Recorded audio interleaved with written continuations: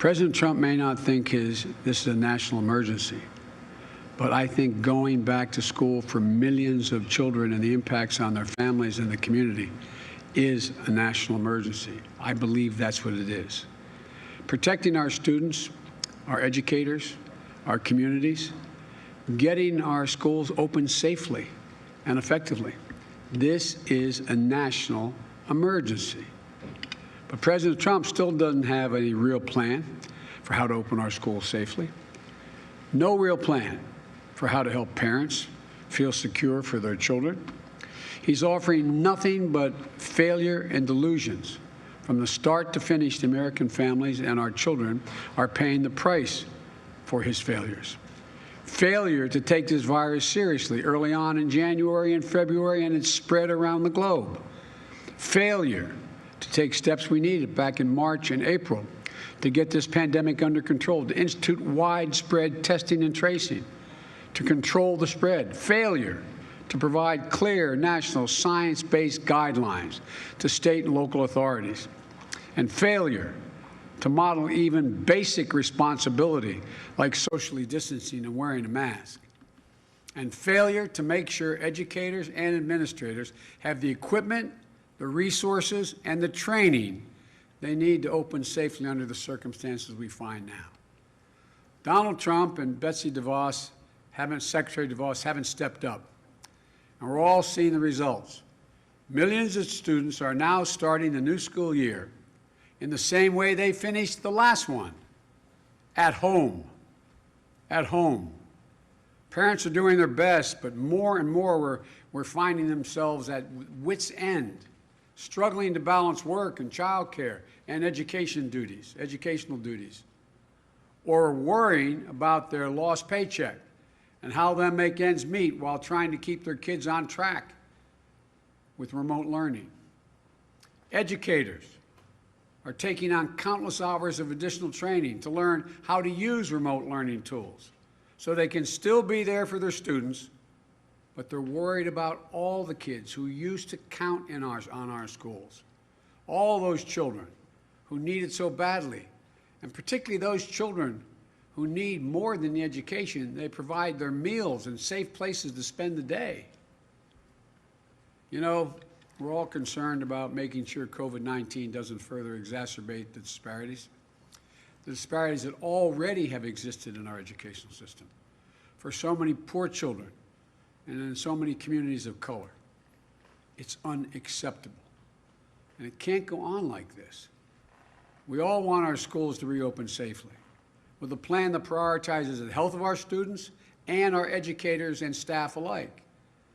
I laid out my plans back in June and July, a roadmap for how to reopen safely and effectively. You can read them by going to joebiden.com.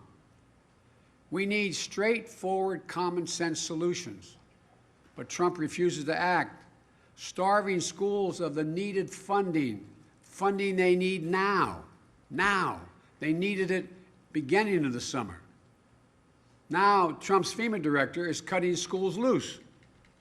Just yesterday, FEMA announced that they're not, after helping 3 districts, I think it was 3, they announced that they're not going to help pay for cloth masks, other PPE, or for school settings, cleaning, those basic health needs that are sanitized, everything from the laboratories to the classrooms, and safety costs for schools that don't qualify for emergency assistance.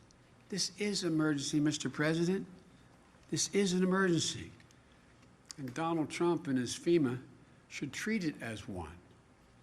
If I were president today, I'd direct FEMA to make sure that our kids K through 12 get full access to disaster relief and emergency assistance under the Stafford Act. I'd make sure that PPE and sanitation supplies for school qualify as emergency protective measures, which is a phrase they use, to fully be eligible for federal assistance.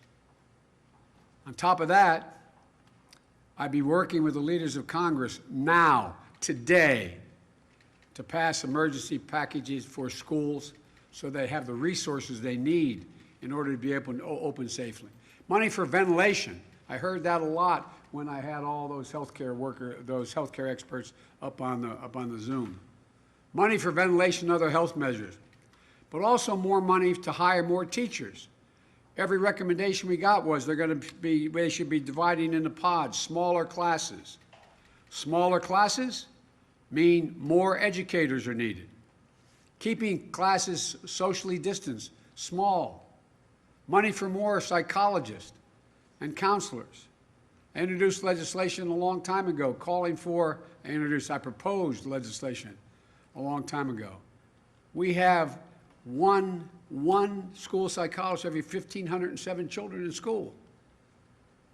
And the health care, the mental health that our children need now, the anxiety they're feeling at home, in going to school, not being able to go to school. The nation's superintendents of schools have estimated that they'll need at least $200 billion to support K through 12 schools throughout the year for safe reopening. And we need the money to hire educators as well for our four-year colleges and universities, for community colleges, for HBCUs, for minority-serving institutions. Democratic leaders are ready to get this done. They've already proposed such legislation. Mr. President, where are you? Where are you?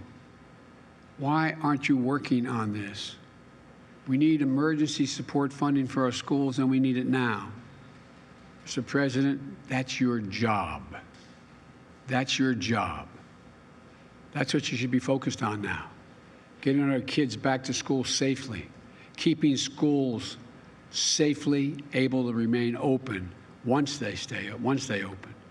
Not whipping up fear and division, not inciting violence in our streets. Get off Twitter and start talking to the congressional leaders in both parties. Invite them to the Oval Office, and stop your boast about never being seen that what you can do anything. You always talk about your ability to negotiate. Negotiate a deal for somebody other than yourself.